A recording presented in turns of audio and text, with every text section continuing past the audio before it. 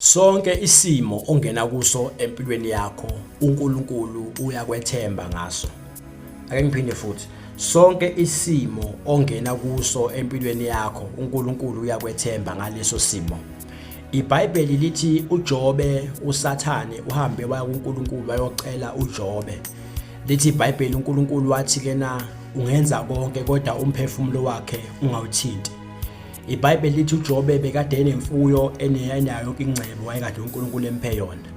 Kodwa kwenzekile ukuthi uJobe alahlekelwe abantwana, alahlekelwe imfuyo, alahlekelwe izinceku zakhe, alahlekelwe amakalishi okwakade wona ewasebenzisa for itransport. Alahlekelwe amasimu wakhe, kusha amabhele, kusha amasimu wakhe, kusha yonke into yakhe yayikade iyingcebo kuyena.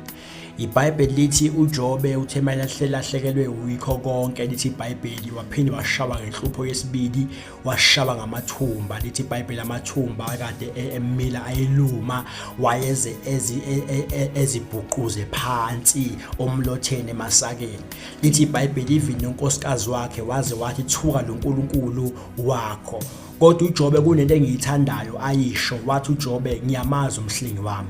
uJobe uzwakale ethi ngiyamazi umhlengi wami noma isimo esibona ukuthi ke nasiyaphikisana namaplans wakhe. uJobe uthe ngiyamazi umhlengi wami noma ebona ukuthi manje sekuphele konke. uJobe uthe ngiyamazi umhlengi wami noma esebona ukuthi manje isimo asisavumi. So sonke isimo ongene kusona uNkulunkulu usuke kwethemba. Ukuba uNkulunkulu uJobe ebekade engamethembi, ngabe uNkulunkulu akavumanga ngoJobe. Into eyenza ukuthi uNkulunkulu avume ngoJobe ngoba nakho uNkulunkulu wayekade emethemba ukuthi uJobe uyiqhawe, ukuthi uJobe ke na le impi uzoyiwina, lesi sivivinyo lesi uzosiwina, lesi sivivinyo uzosiphasa. Even empilweni yakho kukhona izimo uNkulunkulu azokuvumela ukuthi ungene kuzo ezibhlungu ezikufaka ehlazweni ngesizathu sokuthi uNkulunkulu ufuna ukuthi ke nabonakalise ukuthi wena uyakwethemba. uNkulunkulu umuntu angamethembi ngeke azamfaka esimeni. Kuso sonke isimo obhekana naso uNkulunkulu uyakwethemba. Le rejection obhekana nayo uNkulunkulu ebekade ekwethemba ngayo, ebazi ukuthi futhi uzophuma kule rejection.